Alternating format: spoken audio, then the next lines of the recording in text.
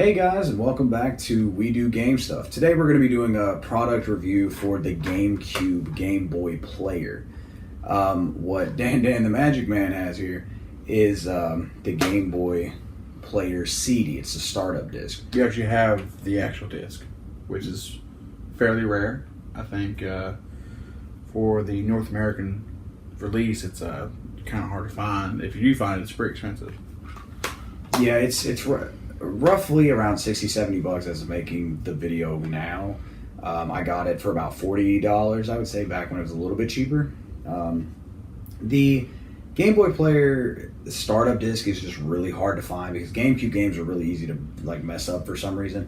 And I don't know, it doesn't seem like there was a lot of these made, although there was, so many of the actual Game Boy players that were made.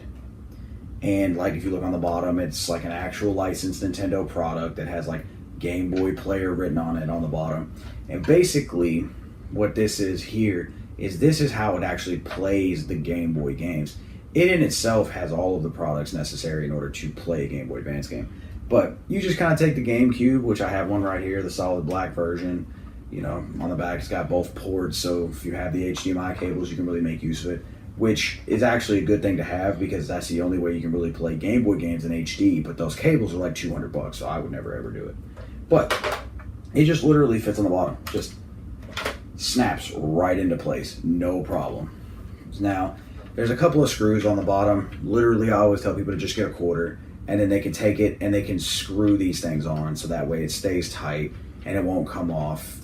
The screws come with it; they don't come off; they just kind of stick to it, so it won't be any problem.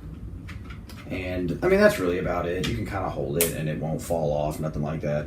So the features that you'll notice on this is that on the front there's this little port here, and this little port right here, it has the ability to take a link cable that you would use for the original Game Boys to say trade Pokemon or link together to play games with your friends.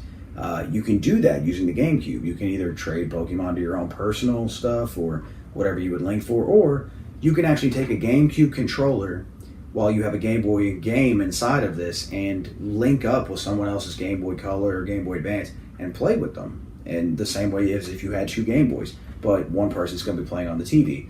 So it's really cool on that aspect. And then, of course, the Game Boy game just kind of fits right down in here. So... But, that's really all there is to it here. Now, these are everywhere. You'll find these all over the place. However, that startup disc that Dan has here is extremely hard to find.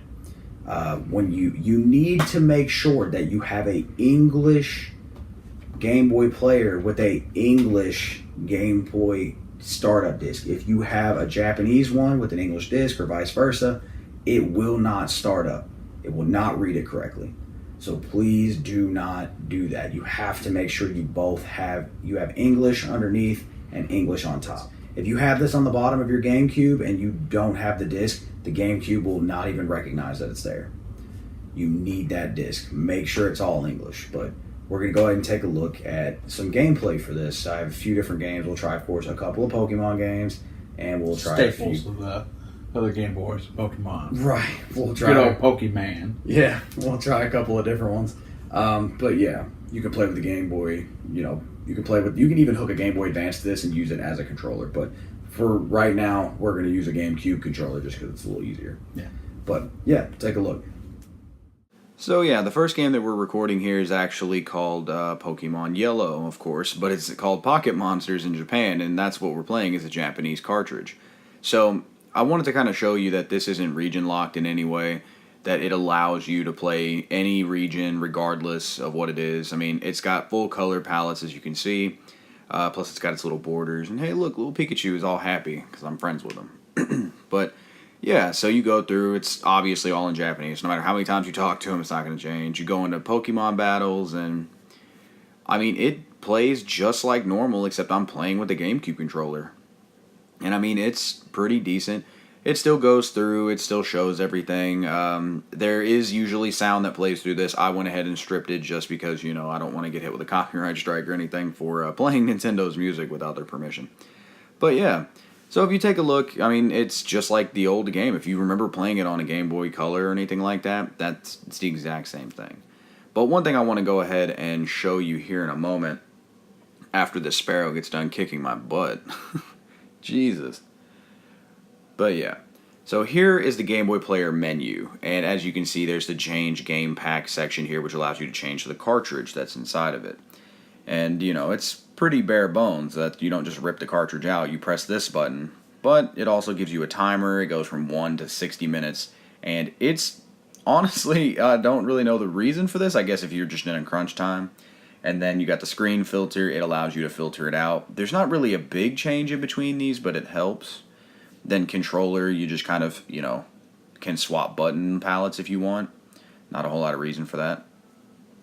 So screen size here, full or normal. If you're playing on a big TV, it's just going to stretch it out, make it look worse, so not a big benefit there. But yeah, and then there's frames. So if you look on the background here, it changed purple and black, and it has about 20 different frames on it. So you can kind of change the border on the outside if you want to whatever suits your fit, you know, camo, whatever that is. But yeah, it's pretty solid. All in all, it's pretty intuitive, especially if you want more of a custom thing. But for now, we'll just go ahead and stay black. But yeah, that's kind of the whole thing here. But we'll go ahead and change cartridges, and we'll move on to the next game here. It says, would you like to quit the game? As soon as you hit yes, it will come up and say, please change game pack now. So let's change the game pack. This right here is basically a homebrew console game. So it in itself only really has about 21 games on it. There's nothing really special going on with it. But, you know, it's got a bunch of different little games in it. But I wanted to mainly show this to you so you can see that it will play homebrew games. You know, assuming that the creator had taken the thought for it to work on there. But we're not going to play all 21. We'll go ahead and just play like Dragon Ball Z for now. But yeah, I just want to show you that this actually works. I don't really want to go through and play a bunch of the game for it, mainly because I have no idea what's going on. So yeah, if you look, it'll still load up in its respective language and play everything like normal, do its little color palettes and everything. So, I mean, it still plays it, and I played it on my Game Boy Color that I have, and it plays exactly the same. There's no differences between it. But yeah, let's take a look at a Game Boy Advance game. Okay, so this is actually Kirby's Dream Land here, and first thing you can tell right off is that it has a lot better color, a lot better everything to it, because, you know, this is a Game Boy Advance game. So, as you can see, it's got quite a bit going on to it. It gives you the whole big shebang of colors, and it pops really well, just like it would on a Game Boy Advance. And honestly, I've played a lot of this. I've restarted the saves a couple times. But yeah, I mean, these things play so well on the Game Boy Advance and the Game Boy Player, to be honest. And I kind of wanted to show you that. That's why there's this long piece here of just the different colors that go on, because there's a lot going on here. And yeah, again, another Nintendo product, so I also stripped the sound off of it as well, so I apologize for that. But yeah, let's go ahead and get back to the main menu here, and we'll go ahead and start. So yeah, 98%, we'll go ahead and hit the start game. We'll do one player, and yeah, it's got a whole lot of this going on, and you know, the GameCube controller allows me to control it just like you would in any other way. I mean, it lets me do everything that I would before. It has no lag time in between it, nothing. I mean, it plays just as well as long as you're using the Game Boy Player. But we'll go ahead and play like a quick little game, and I'll show you kind of the reaction time you can have to it. I suck at this mini game, so don't think it's the game as much as it's me, but watch. Right there, threw it right back, no problem. The downside is, look at that. Welcome back, everybody. That was some gameplay of the Game Boy Player. Some Pokemon. I think we had a homebrew in there, which was awful. That was something. I have the Super Game Boy actually in my hand. It's a little neat little thing that Austin picked up about a year and a half ago. It kind of does the same thing that the Game Boy Player does, but on the SNES, and it only works with Game Boy and Game Boy Color games. So it's a neat little thing, same kind of concept. Put it into your console, and it puts it on your TV.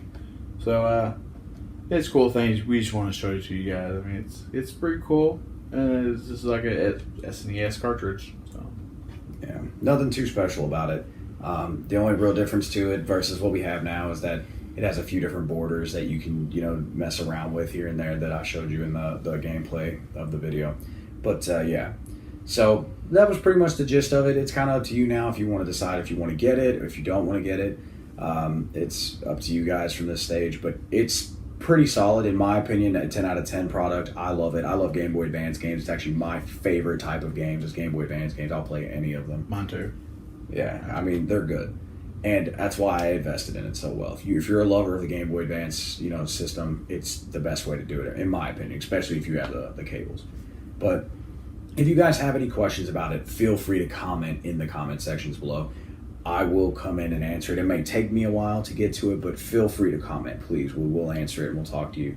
On that same note, feel free to follow us on our Facebook page at We Do Game Stuff and at Twitter at We Do Game Stuff as well.